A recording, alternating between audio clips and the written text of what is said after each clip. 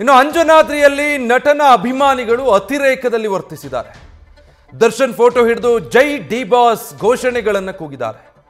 ಮಾಲೆ ಹಾಕೊಂಡು ಜೈ ಶ್ರೀರಾಮ್ ಅನ್ನೋದರ ಬದಲು ಹುಚ್ಚು ಅಭಿಮಾನ ತೋರಿಸಿದ್ದಾರೆ.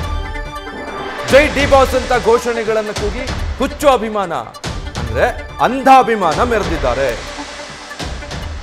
ಪ್ರತಿಯಾಗಿ ಜೈ ಅಪ್ಪು ಅಂತ ಕೂಡ ಈ ಕಡೆ ಪುನೀತ್ರ ಅಭಿಮಾನಿಗಳು ಕೂಗಿದ್ದಾರೆ. ಯಾವ ರೀತಿ ನಟರ ಅಭಿಮಾನಿಗಳು ವರ್ತಿಸುತ್ತಿದ್ದಾರೆ ಅಂತ. ಅಭಿಮಾನಿಗಳ ವರ್ತನೆಗೆ ಹಲವು ಭಕ್ತರು ಬೇಸರ ವ್ಯಕ್ತಪಡಿಸುತ್ತಿದ್ದಾರೆ. ಅಭಿಮಾನ ಥಿಯೇಟರ್ಗಳ ಮುಂದೆನೋ ನಿಮ್ಮ ಮನೆಯಲ್ಲೋ ಅಥವಾ ಯಾವುದೋ ವೇದಿಕೆ ಕಾರ್ಯಕ್ರಮದಲ್ಲೋ ಇಟ್ಕೊಂಡ್ರೆ ಓಕೆ. ದೇವಸ್ಥಾನಕ್ಕೆ ಬಂದ್ರೆ ಅಲ್ಲಿ ಸಾವಿರಾರು ಭಕ್ತರು ದೇವರನ್ನು ನೋಡಕ್ ಬಂದಿರ್ತಾರೆ, ಭಕ್ತಿ ಭಾವದಲ್ಲಿರ್ತಾರೆ. ಅಲ್ಲಿ ಹೋಗಿ ಅದು ನೀವು ಮಾಲೆ ಹಾಕೊಂಡಿರುವಂತ ಭಕ್ತರಾಗಿ ಅಲ್ಲಿ ಹೋಗಿ ಈ ತರ ಹುಚ್ಚಾಟಗಳನ್ನು ಮೆರೆದಿದ್ದಾರೆ.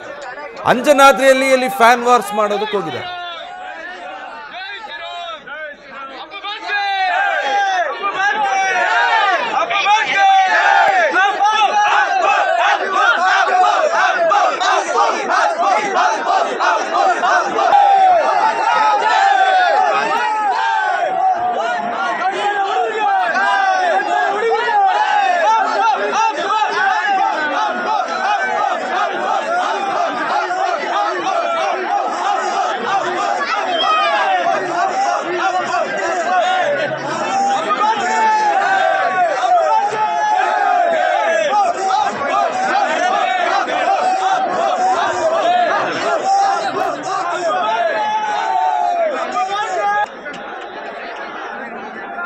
ಸೈಡಿಂಗ್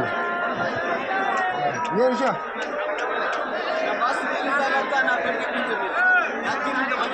ಏನ್ ನಿಮ್ಮ ಹೆಸರು? ನಿಮ್ಮ ಹೆಸರೇನ? ರಾಘವೇಂದ್ರ. ಡೀಟೇಲ್ಸ್ ಕೊಡ್ತಾರೆ ಈ ಬಗ್ಗೆ ರಾಜು. ಯಾವುದಕ್ಕೆ ಆದ್ರೂ ಒಂದು ಇತಿಮಿತಿಯಲ್ಲಿದ್ರೆ ಅದು ಶೋಭೆ ತರುತ್ತೆ.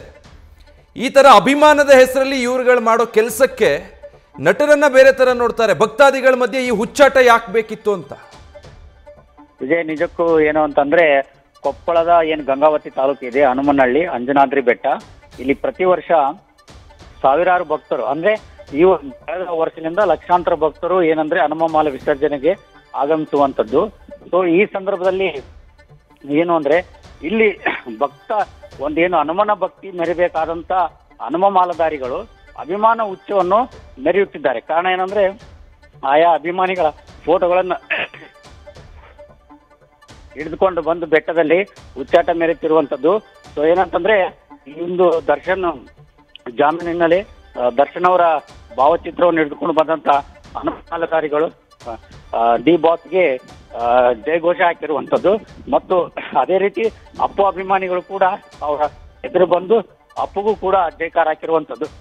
ಸೊ ಇದರ ಮಧ್ಯದಲ್ಲಿ ಏನು ಭಕ್ತಿಗಾಗಿ ಬಂದಿರುವಂತಹ ಹನುಮಾಲಧಾರಿಗಳು ಇದೆಂತ ಅಭಿಮಾನ ಅಂತೇಳಿ ಅವರಿಗೆ ಬೇಸರ ವ್ಯಕ್ತಪಡಿಸಿರುವಂತದ್ದು. Vijay, okay, thank you Raju.